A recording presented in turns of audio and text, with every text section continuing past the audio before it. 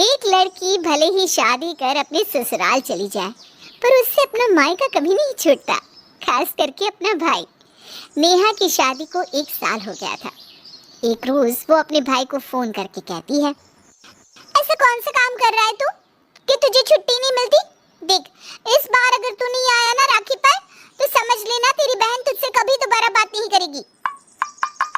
यहाँ भी नमक कम है भाई साहब। भाई से भरत मिलाप हो गया हो तो जरा कढ़ाई में चढ़ी आलू की सब्जी भी देख लें। सॉरी भाभी, वो मैं साल भर हुआ नहीं शादी को। रोज तो तू अपने घर वालों से वीडियो कॉल पर बात करती है, 4-4 घंटे फोन पर बात करती है। उसके बाद भी तेरी बातें रह ही जाती है कि तुझे अब रसोई में भी बात करनी है।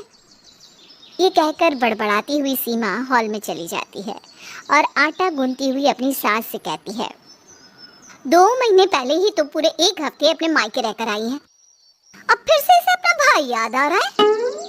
हमारे मायके से तो कभी कोई नहीं आया और यहाँ लोग अपने मायके से अपने भाई भतीजों को बुला रहे। नमक कम है भाई साहब। ऐसा है तो मेरी मम्मी तो बिलासपुर में अकेली रह रही है, 4 महीने से। मैं उन्हें भी तो बुला लेती। अरे आया कहाँ है उसका भाई, तू तो अभी से चालू हो गई। और 2 दिन मिलकर भाई चला जाएगा तो क्या हो जाएगा? चल हट, मैं आटा गूंथ देती हूँ। कुड़ते कुड़ते खाना नहीं बनना चाहिए, वरना खाने वाला भी चिड़चिड़े स्वभाव का हो जाता है। हाँ भाभी, आप ना बेकार में ही परेशान होने लग जाती हो। कौन सा सौरभ को छुट्टी मिल ही जाती है। 1 साल से भाभी उसे बुला रही है, आज तक आया है क्या वो तो आजकल आपका बहुत ही घनिष्ठ मित्र बन गया है दी।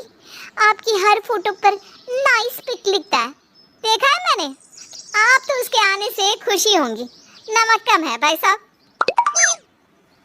कहीं ये नंदिनी दी सौरभ के झांसे में आ गई तो ननद भाभी एक हो जाएंगी और सब मिलकर मुझे ही अलग कर देंगी। सौरभ को तो इस घर में आने ही नहीं दूंगी मैं। बेचारी सीमा मन ही मन ये कह रही होती है कि दरवाजे से दीदी दीदी कहता हुआ सौरभ सीधा अंदर आ जाता है। अपने भाई की आवाज़ सुनकर रसोई से भागती हुई नेहा सौरभ के गले लग जाती है। सौरभ को देखकर नंदिनी शर्मा जाती है। बहन से ही मिलता रहेगा कि बाकी लोगों से भी मिलेगा? जा अपनी बड़ी दीदी सीमा दीदी से भी मिल ले, माँ के पैर छू। ये अच्छा है कि नंदिनी तेरी ही उम्र की है। यहाँ अगर मैं रसोई में रहूंगी तो तेरा मन नंदिनी के साथ तो जरूर लग जाएगा। सौरभ जैसे ही सीमा के पैर छूने झुकता है कि सीमा पीछे हो जाती है। अब ठीक है सौरभ, मैं रोटियां सेकने जाती हूँ, तुम बाकी लोगों से मिल लो। बेचारी सीमा जो पहले ही अपनी देवरानी को इस घर से बाहर देखना चाहती थी, अब तो उसके परिवार वाले भी इस घर में आ रहे हैं और उन्हें आता देख उसे अपने हाथ से सत्ता जाती हुई दिख रही थी। आज तक इस घर में मेरा राज था, जब से ये लड़की घर में आई है तब से सबकी चहेती बन बैठी है। अब धीरे धीरे अपने मायके वालों को भी इस घर में घुसाना चाह रही है। क्या मैं समझती नहीं हूँ इसकी चाल? सौरभ बेटा, अगर तेरे जीजा ने ही तुझे इस घर से धक्के मार कर नहीं निकाला ना, तो मेरा नाम भी सीमा नहीं। रात को सभी बैठकर घर पर गप्पे मार रहे थे। सौरभ के आने से मानो पूरे घर का माहौल ही बदल गया हो। रात के खाने की तैयारी भी करनी है, नमक कम है भाई साहब। आप लोग गप्पे मारिए, मैं चलती हूँ रसोई में। मैं भी आती हूँ ना भाभी। अरे हट पगली, आज ही तो तेरा भाई आया है, कुछ देर तो उसके साथ बैठ, वरना वो क्या सोचेगा कि हम सब उसकी दीदी से ही सारा काम करवाते हैं। सीमा के बदले मिजाज से सब चौंक जाते हैं, पर मन ही मन खुश भी होते हैं। पर सीमा तो चाल चल रही थी। वो जाकर रसोई में खाना तैयार करती है और सौरभ के लिए अलग से सब्जी निकालती है और उस सब्जी में जानबूझकर 1 चम्मच मिर्च और नमक डाल देती है। फिर एक आदर्श बहू बनकर सीमा सभी को खाना परोसती है। जैसे ही सौरभ पहला निवाला मुंह में लेता है तो ओ आ करके चिल्लाने लगता है, इतनी मिर्ची, पानी पानी। तुम ठीक तो ना सौरभ? लो पानी पियो। अरे साले साहब, तुम तो चटपटा खाने वालों में से हो, तो हुआ कैसे कर रहे हो? जरा मैं भी तो चखूं। चटपटा? शायद आप किसी और के साले के बारे में बात कर रहे हैं रोमी जी। मुश्किल से एक तो साला है और उसकी भी पसंद नापसंद का आपको ख्याल ही नहीं है। मैंने भाभी को खास बताया था कि सौरभ जरा भी तीखा नहीं खा पाता, ऊपर से बेचारे के मुंह में छाले हो रखे हैं। उसके बाद भी आपको याद नहीं रहा भाभी? मम्मी क्या सोचेंगी कि मैं कैसी बहन हूँ, एक दिन भी अपने भाई का ख्याल नहीं रख पाई।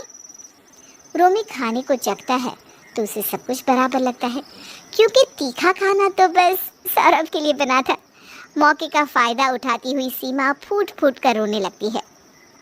नमक कम है भाई साहब, लगता है मुझसे गलती हो गई, खाना बनाने में मिर्च ज्यादा पड़ गई है, सौरभ मुझे माफ कर दे। आप माफी मत मांगिए भाभी, खाना तो बिल्कुल परफेक्ट है। साले साहब आप इतना ऊ क्यों कर रहे हैं?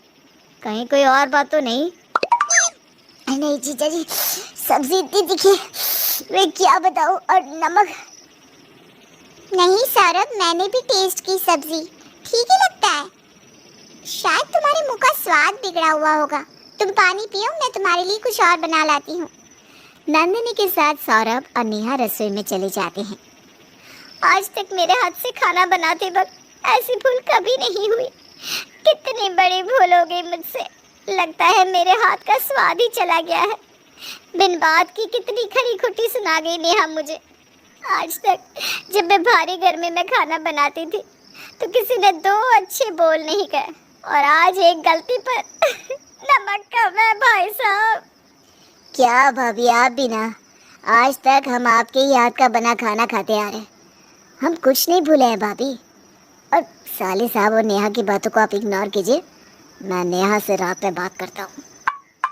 ये थी शुरुआत साले और जीजा के बीच मनभेद की, और अब सौरभ के बाद इस झांसे में फंसने का नंबर था नेहा का। रात को 1 बजे अपने कमरे से निकलकर सीमा रसोई में जाती है, जहाँ पहले से ही नंदिनी उसका इंतजार कर रही थी। वाह भाभी, इसे कहते हैं चाल। पर जब कोई कांड करती हो ना आप, तो मुझे भी बता दिया करो। है, अब समय आ गया है नेहा भाभी का इस घर से और हमारी जिंदगी से निकलने का। कॉलेज में मेरी फर्स्ट प्लेस लेने वाली नेहा ने क्या सोचा कि मेरी भाभी बनने के बाद वो मेरे घर में भी फर्स्ट प्लेस ले लेगी? नो वे। कहते हैं ना, जो दिखता है वो होता नहीं, और जो होता है वो कहाँ दिखता है। सौरभ की सबसे करीबी दोस्त दिख रही नंदिनी असल में इस सारे षड्यंत्र में शामिल थी, और ये सब भी उसके प्लान का ही हिस्सा था। अब ये ननद भाभी की जोड़ी मिलकर आगे क्या चाल चलती है, इसके लिए हमें अगले भाग का इंतजार करना होगा।